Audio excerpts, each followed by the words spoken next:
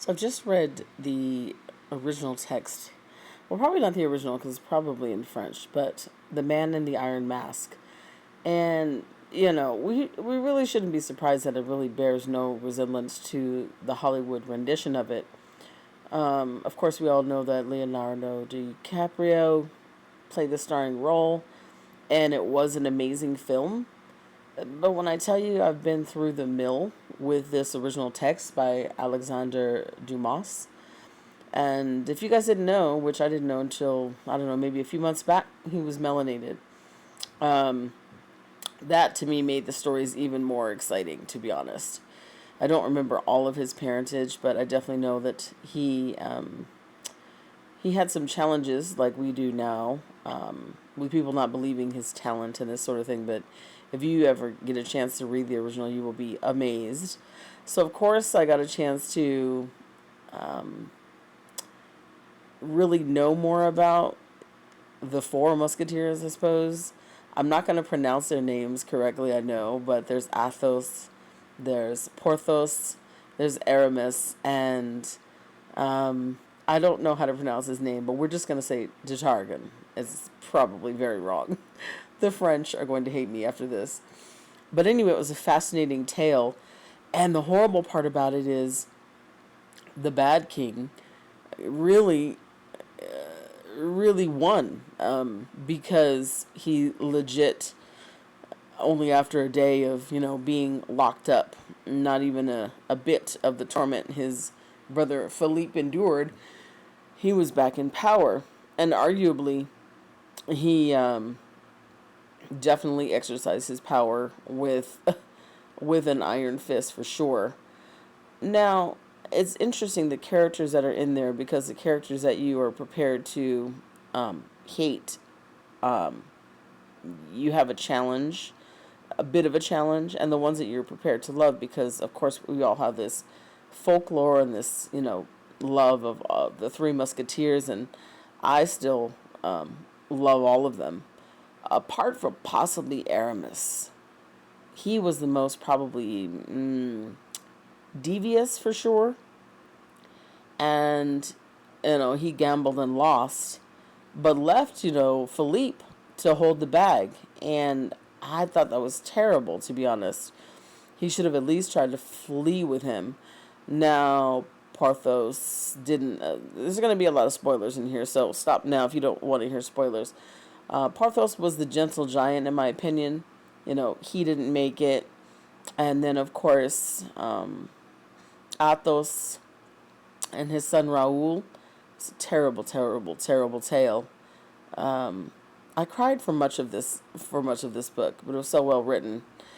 And actually, at the end of the tale, the only one alive was Aramis. He is a diplomat. He is a bishop. He is one of those schemers.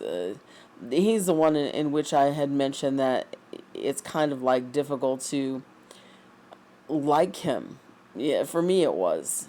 I understood, but I didn't understand why he decided to tell one of his close friends what he had done, not understanding his character, that he was going to be horrified, and basically caused him to flee. Basically, went to get the original king out of the Bastille, and basically, threw Philippe to the dogs. And so that's the part that I was like, wow. Now, he basically ended up being a diplomat, an actual ambassador, I believe, in Spain or Portugal. So he, ended up being the last of the conspirators alive. But, pardon me. But it was a fascinating tale. I really, really, really enjoyed it. I don't know what the original cover looked like. I tried to find it. I just found one on Amazon. I find it hard to believe that this is the original. But if I do find it, I'm definitely going to post it for you guys in a part two.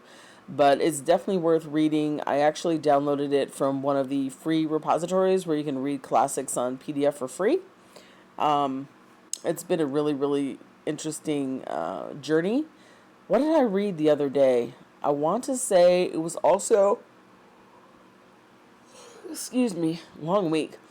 It was also about the Three Musketeers, but it was one of the titles of one of the many dukes in there. One of the viscounts, I believe, or they have so many different titles in France. But it was really interesting, and I wonder how much of it was informed, because I think it was actually published in the 1850s, and there must have been a great wellspring of knowledge, of course, about court. We got to hear a lot about that. We got to hear about the different courtiers. We got to hear about some of the fashions, and it was fascinating. And so I am going to delve into a little bit of the history surrounding this particular monarch. I want to say he was Louis the 13th, but I'll have to double check the book, because I really want to see. It kind of seems like he pulled from a wellspring of direct knowledge, but also, of course, imagination. But I want to see where he fell in terms of whether or not he was a contemporary of that monarch, or if he was, studied him, and that's how he got his information. But it was really like you were there. It's fascinating. The next thing I'm going to read is Crime and Punishment. I don't know if I've ever read it before.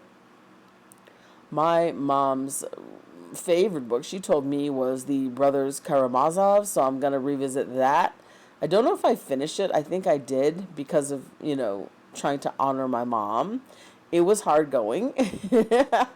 My mom was a voracious reader. She read at least one book per day, pretty much, for most of her life, sometimes two or three, depending on what she was reading. I remember sometimes I would be tasked with going into the library to get her some books, if she didn't feel like getting out. And I remember one time she read them, of course, but then she was like, please don't bring me any more books about cats. And then also she was like, make sure they're also large, because I think I brought her some small books that she probably just, read in the blink of an eye. And when my mom passed, one of the things I did was return the books she had out at the library, and there were 24. So that gives you an indication of how much she loved reading. I only wish that, I don't know if you guys know, but at the library, you can turn on a setting that will show you your book history, what you've been reading. And I wish that they had been turned on, because Mom was using my card and her card, but on my card she primarily used, the last few years of her life. And I would love to take a traipse down her reading list, and just, I think that would be an amazing journey. But I don't know if that bit or that part of the thing was turned on with the library card. But I'm definitely going to check the next time I'm there, the next time I'm online, to see, because it'd be wonderful to trace her steps. Probably take me a long time, especially as I'm about to start my doctoral program. I'm anxious a little bit. I'm excited. I'm all those things, but it's something I've wanted to do, and that too is in Mom's honor, because she was definitely one of, if not the smartest people I've ever met. And I think I'll probably be the first Dr. Purdy if I make it through. So that will be very exciting.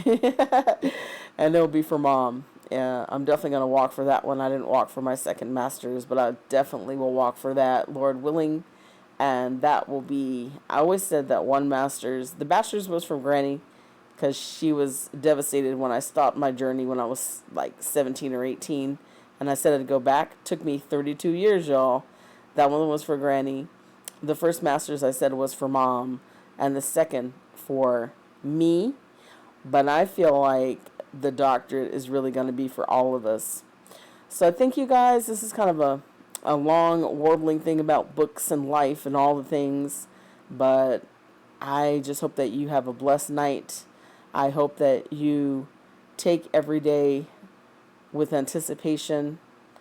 And for anyone who's grieving like I am, we just have to take it sometimes minute by minute, definitely day by day.